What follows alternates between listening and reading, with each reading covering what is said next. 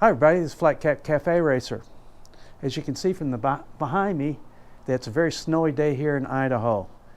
I thought I'd go ahead, I was wanting to make a video about the Norton 961 and my thoughts on maybe I was wrong about this bike.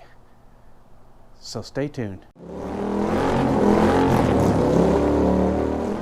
Meerkat.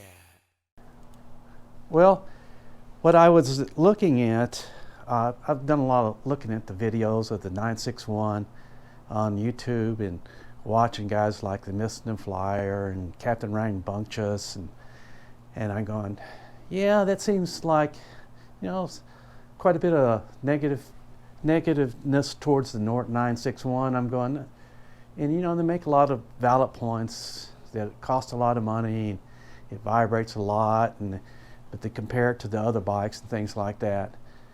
Then I got to go into one of the Norton forums, and I'll put that up here, and reading the comments of the people that actually own the bikes. And I got a different vibe and a different feeling about that.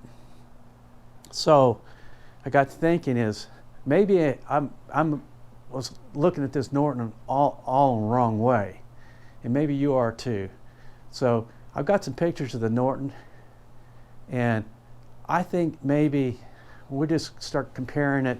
You know, I have one of the bikes that people compare it to, the Thruxton R, a bike that they compare it to with the Kawasaki Z900 RS.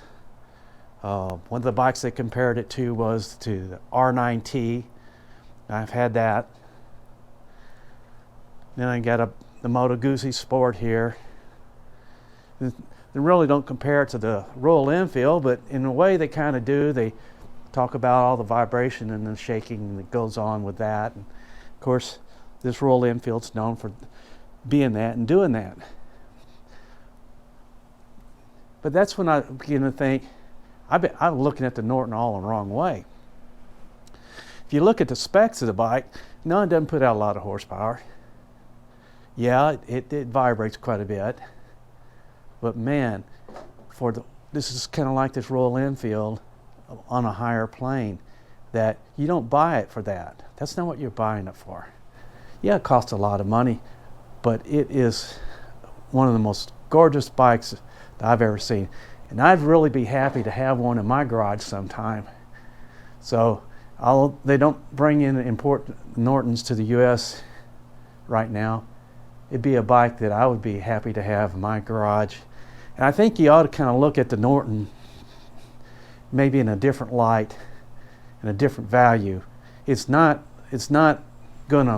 ever gonna go around the turns maybe like the RB smooth as the Triumph here.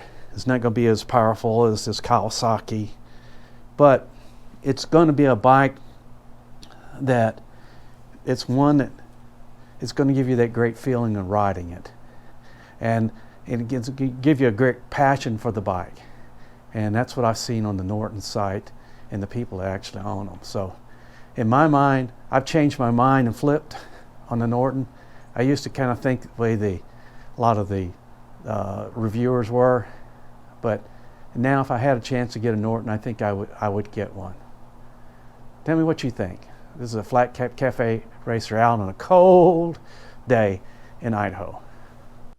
Join me and my friends at Flat Cap Cafe Racer for riding and racing. Please subscribe.